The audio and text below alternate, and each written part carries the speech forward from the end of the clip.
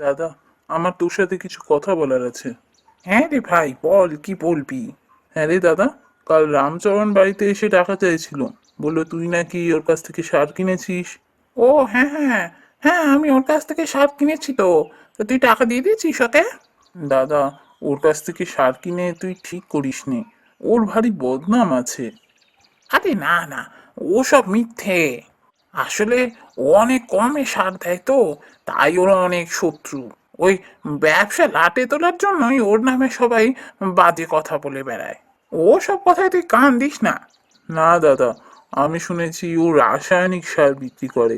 সেই সার খুবই খারাপ। ওই সার দেওয়া সবজি মানুষে খেলে তাদের শরীর খারাপ করবে। দেখ ভাই, আমরা ব্যবসায়ী মানুষ, এসব ভাবলে আমাদের চলবে? এবারে এই সার ব্যবহার করেছি বলে কি ফলন হয়েছে দেখেছিস? আমাদের শুধু লাভের কথা ভাবতে হবে। আর তাছাড়াও ও আমাকে অনেক কমে সার দিয়েছে এবার। এবার প্রচুর লাভ হবে দেখবি। এসব তুই কি বলছিস দাদা? আমরা ব্যবসায়ী হতে পারি, তাহলে এমন কাজ কখনো করতে পারি না যাতে মানুষের ক্ষতি হয়। দেখ সত্য, এত কিছু ভাবলে চলে না। আজকের দিনে টাকাই সব। টাকা না থাকলে কিচ্ছু হয় না। আমি শুধু দেখি যে আমাদের লাভ কিসে। আমি অত শত বুঝি না, আমি শুধু লাভ করতে শিখেছি। না দাদা, এত বড় ভুল কাজ আমি তোকে করতে দেবো না। এই সব ফসল তুই নষ্ট করে দিবি, এগুলো তুই বিক্রি করবি না। কি বললি? ফসল নষ্ট করে দেবো? মগের মুলুক নাকি? একটা কথা জেনে রাখ, এই কথা যদি বাইরে গেছে তাহলে তোর সাথে আমার কোনো সম্পর্ক থাকবে না। আমি তোর সাথে কোনো সম্পর্ক রাখতেও চাই না। যারা অসৎ পথে রোজগার করে তাদের সাথে আমার সম্পর্ক রাখতে ঘৃণা হয়। তাই নাকি? তোর ঘৃণা হয় বুঝি? তাহলে যা না, এ বাড়ি ছেড়ে বেরিয়ে যা। নিজে গিয়ে একা ব্যবসা কর। দেখি কেমন করতে পারিস সৎ পথে থেকে। ঠিক আছে, আমি এই বাড়ি ছেড়ে চলে যাচ্ছি। আর আমি তোকে দেখিয়ে দেবো যে সৎ পথে থেকে ব্যবসা করা যায় কিনা।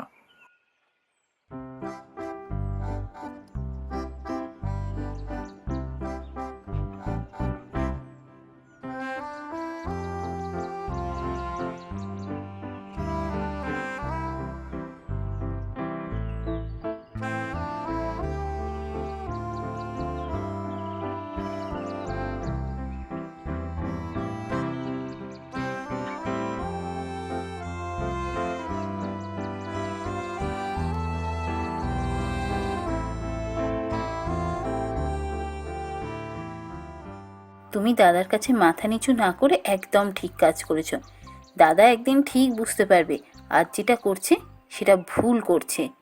কিন্তু আমি একটা কথা ভাবছি জানো। তুমি যে আমার পাশে থাকবে আমি জানতাম। বলো কি ভাবছো তুমি? দেখো, রাতের মধ্যে তো কোথাও একটা থাকার ব্যবস্থা করতে হবে। এখন কোথায় যাবে কিছু ভেবেছো? হ্যাঁ, একটা জায়গা আমি ভেবেছি। চলো দেখি গিয়ে। কোথায় সেটা? এই গ্রামেই? হ্যাঁ গো, এই গ্রামে। এই গ্রামের দক্ষিণ সীমানায় একটা ভাঙাচোরা কুটির আছে। ওই কুটিরেই যাই চলো। সেখানে কেউ থাকে না? না গো, সেখানে আগে এক ঠাকুমা থাকতেন। তা বেশ কয়েক বছর হলো উনি মারা গেছেন। এখন ওটা ফাঁকাই পড়ে আছে। চলো ওখানে গিয়েই আমরা থাকি। তুমি এসব জানলে কি করে গো? কি যে বলো, নিজের গ্রামের কথা নিজে জানবো না? আমি তো ঠাকুমার কাছে প্রায় আসতাম। ঠাকুমার কেউ ছিল না, শেষের দিকে খুব অসুস্থ হয়ে পড়েছিল। আমার যতটা সম্ভব আমি ঠাকুমাকে সাহায্য করেছি। শেষ পর্যন্ত চলে গেল। অনেক বয়সও হয়েছিল যদিও। ও আচ্ছা, তাও ভালো। চলো সেখানেই যাই, একটা তবু থাকার জায়গা পাওয়া গেল।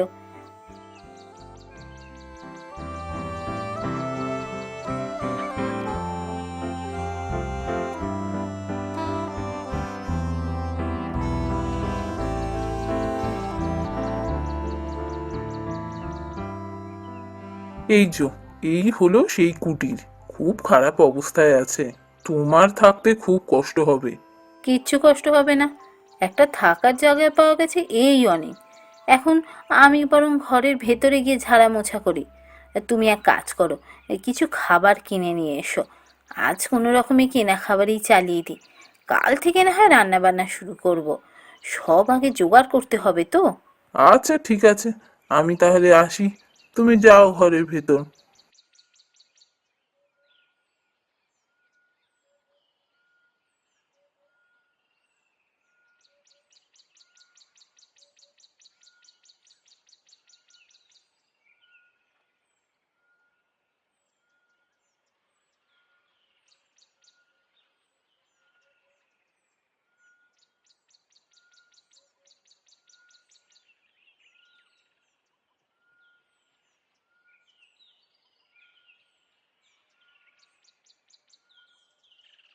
হ্যাঁ গো, একটা দিন তো চলে গেল, কিছু ভেবেছো কি করবে এবার? না গো গিন্নি, কিছুই মাথায় আনতে পারছি না। হাতে খুব বেশি টাকা নেই। যা টাকা আছে তা এখন আমাদের কিছুদিন সংসার খরচ চলবে। তবে ব্যবসা শুরু করা সম্ভব নয় ও টাকা দিয়ে। ইস, তাড়াহুড়োর চোটে আমি গয়নাগুলোও নিতে ভুলে গেলাম। গয়নাগুলো কাছে থাকলে অনেক উপকার হতো। আচ্ছা, আমি একবার বাড়ি গিয়ে গয়নাগুলো নিয়ে আসবো। না, একদম না। তোমাকে গয়না আনতে হবে না। তুমি গয়না আনলেও সে গয়না বিক্রি করে আমি ব্যবসা শুরু করব না। আর যতদিন না ব্যবসায় দাঁড়াতে পারছি, তুমি ওই বাড়ির ধারে কাছেও ঘেঁষবে না, এই বলে দিলাম আমি। আহা, ও তো রাগ করছো কেন? তাহলে কি করবে? আমার যে কিছু মাথায় আসছে না। না গগিনি, অনেক ভাবলাম। ব্যবসা প্রথমেই শুরু করা যাবে না। আগে কাজ করতে হবে। ভাবছি কাল থেকে কাজে বেরোই। কাজ করবে? কি কাজ করবে? যা কাজ পাই তাই করব। দিন মজুরের কাজ, ভাগ চাষির কাজ, যা পাবো তাই করব। কিছু রোজগার করতে হবে, সেই টাকা জমিয়ে ব্যবসা করব। না না, এটা ঠিক হবে না।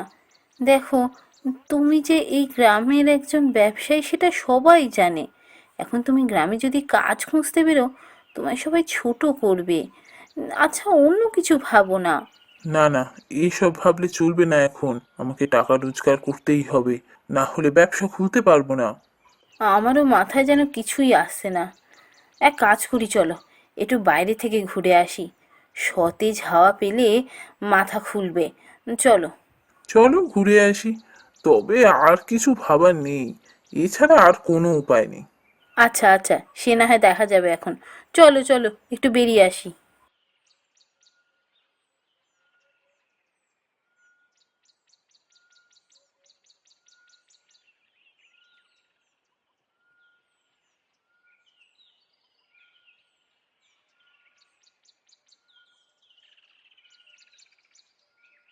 এ কি গো, ফুচকার দোকান দেখে তুমি ফুচকার দোকানে না গিয়ে চলে যাচ্ছ?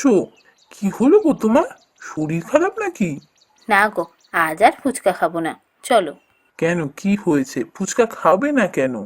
দেখো, এখন আমাদের টাকার খুব দরকার। শুধু শুধু ফুচকা খেয়ে টাকা নষ্ট করে কি করব বলো তো? আগে টাকা পয়সার অভাব ছিল না। যখন ফুচকা খেতে মন চাইতো, যত ইচ্ছা তত ফুচকা খেতাম। কিন্তু এখন কি সেভাবে চললে হবে বলো? আমি এখন ফুচকা খাবো না। চলো তো, এখান থেকে চলো। আহা, ফুচকা খেলে ক টাকাই বা খরচ হবে? তুমি ফুচকা না খেয়ে কি প্রচুর টাকা জমিয়ে ফেলতে পারবে? যাও গিয়ে ফুচকা খেয়ে এসো। আর তাছাড়া দেখো না, ওখানে যারা দাঁড়িয়ে ফুচকা খাচ্ছে তাদের মধ্যে কিন্তু কেউই খুব ধনী পরিবারের নয়। বরং ওখানে যারা আছে তাদের মধ্যে এমনও আছে হতদরিদ্র দিনমজুর অথবা চাষি। কিন্তু ওরাও তো এসে খাচ্ছে। যাও তুমি গিয়ে খেয়ে এসো। এক মিনিট, কি বললে এইমাত্র তুমি? বললাম ফুচকা খেলে টাকা বেশি খরচা হয় না। অনেক গরিব মানুষও ফুচকা খায়। ঠিক বলেছ। ফুচকা যেমন গরিবে খায়, তেমন বড় লোকেও খায়। ফুচকার বিক্রি প্রচুর। আর ফুচকা আমি বানাতেও পারি। কি বুঝলে? তুমি কি বলছো আমি বুঝতে পেরেছি। তুমি যদি ফুচকা তৈরি করে দিতে পারো, ফুচকা বিক্রি করতে যেতে আমার কোনো আপত্তি নেই। তাহলে চলো, বাড়ি ফিরে যাই। কাল সকাল সকাল উঠেই ফুচকা তৈরি করা শুরু করব। তারপর সেই ফুচকা নিয়ে তুমি বাজারে যাবে বিক্রি করতে। তাই হবে। সেই আনন্দে বরং কটা ফুচকা খেয়ে এসো, যাও। না না, তোমার দোকানে প্রথম খদ্দের হব আমি। চলো এখন বাড়ি যাই।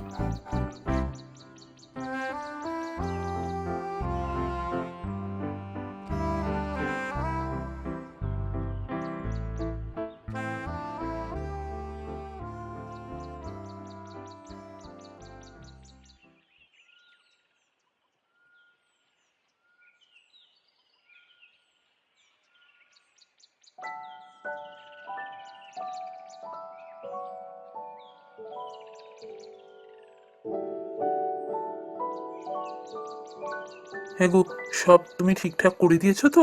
আমি তাহলে বেরোচ্ছি এবার। হ্যাঁ হ্যাঁ, তুমি এসো। সাবধানে যাবে, হ্যাঁ।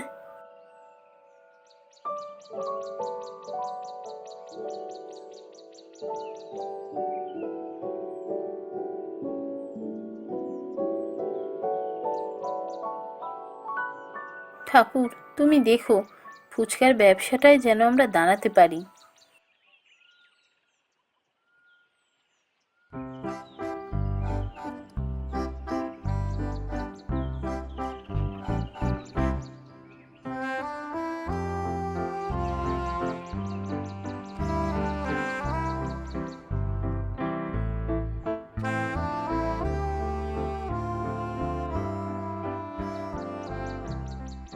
গিন্নি, ও গিন্নি, দেখো সমস্ত ফুচকা বিক্রি হয়ে গেছে। সে কি গো, সত্যি বলছো? আমাদের সমস্ত ফুচকা বিক্রি হয়ে গেছে? হ্যাঁ গো হ্যাঁ, সব বিক্রি হয়ে গেছে। শুধু তাই নয়, ভালো টাকা আজকে হাতে এসেছে। এইভাবে যদি প্রতিদিন বেচা কেনা হয় না, তুমি দেখো, এই কুটিরটা কিছুদিনের মধ্যেই আমি পাকা বাড়ি করে নেবো। হবে গো হবে, আমাদের সব ইচ্ছা পূরণ হবে। যারা সৎ পথে থাকে, ভগবান তাদের সাথে থাকে।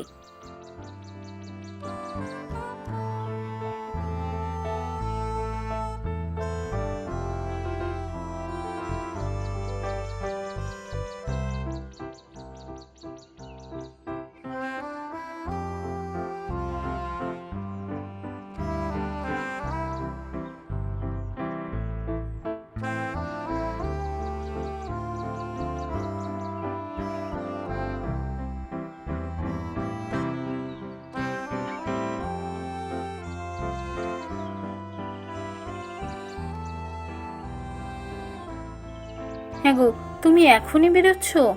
হ্যাঁ, বেরোচ্ছি। এখন না বেরোলে আর কখন বেরোবো? দেরি হয়ে যাবে তো এরপর। দেখো, তোমার শরীরটা ভালো ছিল না, তুমি তো আজ বিশ্রাম নিলেই পারতে। রতন তো গেছে দোকানে। না না, তা হোক। দোকানে ভিড় হলে রতন একা সামলাতে পারবে না। আমি যাই দোকানে, তাড়াতাড়ি ফিরে আসবো আজ।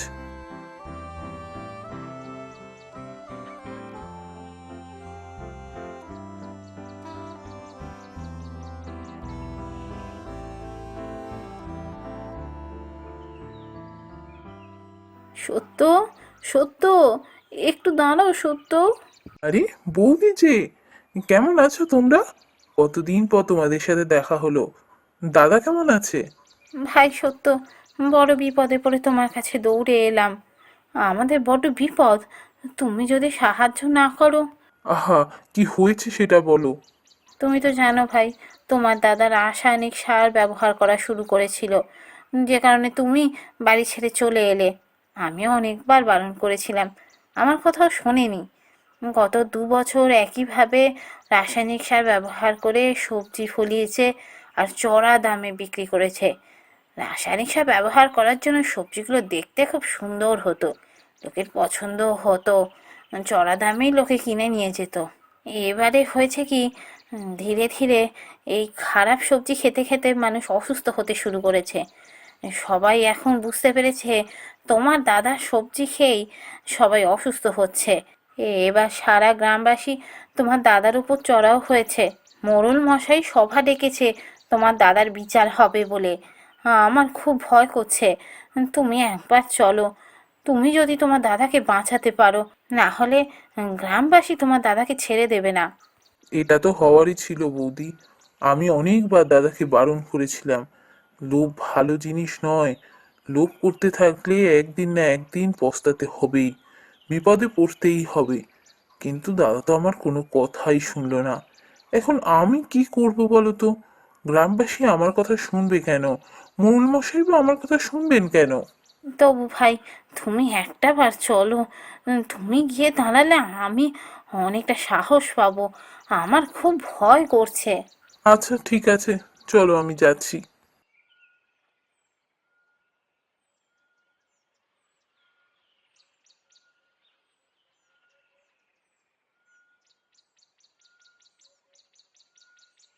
দেখ সত্য, তুই এসবের মধ্যে পড়িস না। তোর সাথে আমাদের কোনো রাগারাগি নেই। তুই যেমন ফুচকার ব্যবসা করছিস সৎ পথে থেকে, তাতে আমাদের কোনো আপত্তি নেই। কিন্তু তোর দাদা যা করেছে তা ঠিক করেনি। গ্রামের অনেক মানুষ অসুস্থ হয়ে পড়েছে তোর দাদার ক্ষেতের সবজি খেয়ে। আমি বুঝতে পারছি দাদা একদমই ঠিক কাজ করেনি। আমি দাদার হয়ে ক্ষমা চাইছি। আপনারা সবাই দাদাকে ক্ষমা করে দিন। দেখুন, দাদা ভুল করে ফেলেছে। দাদাকে আর একটা সুযোগ দিন। দেখবেন দাদা আর এমন ভুল করবে না, আমি দায়িত্ব নিয়ে বলছি। না না সত্য, তোমার দাদা যা কাজ করেছে তাতে তোমার দাদাকে ক্ষমা করা যায় না, তোমার দাদাকে শাস্তি পেতেই হবে। আমি জানি মোড়ল মশাই, দাদা খুবই ভুল কাজ করেছে, তাও আমি দাদার হয়ে ক্ষমা চাইছি, একটা সুযোগ দাদাকে দিন। এখন তোমার কথা শুনে তোমার দাদাকে যদি ছেড়েও দিই, এরপর যদি তোমার দাদা তোমার কথা না শোনে আবার একই কাজ করে, তখন তখন কিন্তু আমরা তোমাকে ছেড়ে দেবো না, তোমাকে ওই গ্রাম ছাড়া করব, এটা মনে রেখো। আমি রাজি, আমি রাজি, আপনারা যা শাস্তি তখন দেবেন আমি মাথা পেতে নেব, কিন্তু দাদাকে একটা সুযোগ দিন। দাদা আর এমন কোনো কাজই করবে না যাতে মানুষের কোনো ক্ষতি হয়। ঠিক আছে সত্য, তোমার কথায় তোমার দাদাকে আমরা ক্ষমা করলাম, তবে একটা কথা মনে রেখো, আবার যদি তোমার দাদা একই কাজ করে এবার কিন্তু শাস্তি দুজনকেই পেতে হবে। ঠিক আছে, তাহলে এবারের মতো সত্য দাদা ভূষণকে আমরা ক্ষমা করলাম, ভবিষ্যতে যদি ও আবার একই কাজ করে তাহলে ভূষণ আর সত্য দুজনেই শাস্তি পাবে।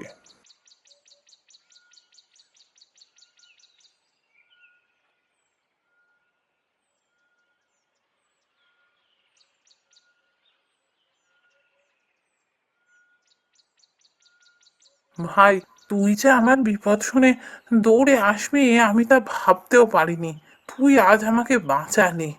তা না হয় হলো, কিন্তু এবার থেকে আর এমন কোনো কাজ করো না যাতে মানুষের ক্ষতি হয়, তাহলে কিন্তু তোমার সাথে সাথে আমাকেও শাস্তি পেতে হবে, এটা মাথায় রেখো। না রে ভাই, আমি আর দেখবি অসৎ পথে ব্যবসা করব না, এমন কোনো কাজই করব না যাতে মানুষের ক্ষতি হয়, আমি এবার সৎ পথে ব্যবসা করব। তুই এবার ফিরে আয় ভাই। এই তো খুব ভালো কথা দাদা, তুমি সৎ পথে ব্যবসা করো, দেখবে এখন যা লাভ করছো তার 10 গুণ লাভ করবে। সৎ পথে থাকলে ঠাকুর তার সাথে থাকে। আর যদি ফিরে আসার কথা বলো, আমি এখন নিজের বাড়ি করেছি দাদা, সেটা ছেড়ে কি করে আসি? নিজের ব্যবসাও আছে, আমার দোকানটা আমার বাড়ির কাছেই, ওখান থেকে যাতায়াত করতে খুব সুবিধা হয়, এখন আর এত দূরে আসা আমার পক্ষে সম্ভব নয়। না রে সত্য, তুই এখনো আমার উপর রেগেই আছিস, তুই আমায় ক্ষমা করতে পারলি না। আচ্ছা সত্য, সব পুরনো কথা ভুলে গিয়ে আমরা কি আবার দুই ভাই হয়ে থাকতে পারি না? না দাদা, তুমি ভুল ভাবছো, আমি তোমার উপর রেগে নেই, আমরা শুধু আলাদা বাড়িতেই থাকবো, এর থেকে বেশি আর কিছুই না।